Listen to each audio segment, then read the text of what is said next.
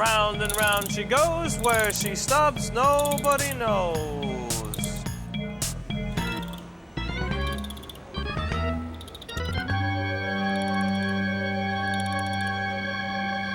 Black! We have another winner! Oh, yeah! Don't you already have too many of those? One last try. Wait a minute! Those pegs aren't arranged in a circle. Oh, yes, they are. They go all the way around the wheel, see? Well, just because they go all the way around doesn't mean that they're circular. You're right, they don't look peculiar. Have a nice day. I didn't say peculiar, I said circular.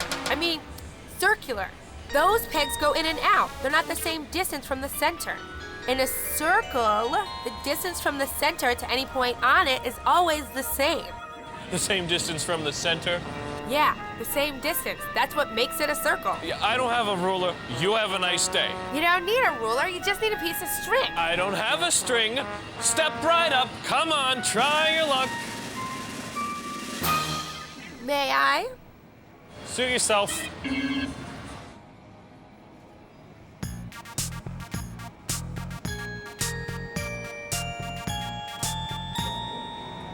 This game is as crooked as these pegs.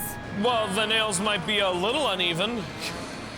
This whole game is crooked. You can't even win unless you play black, yellow, or blue, which your little friend here always plays. Congratulations. You guessed the trick. And you win a Wheel of Fortune.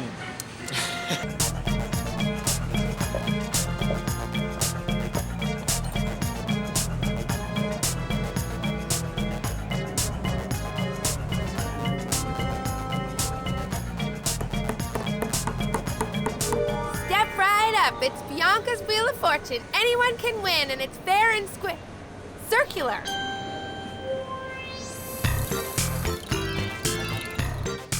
Watch your favorite shows anytime on the PBS Kids video app.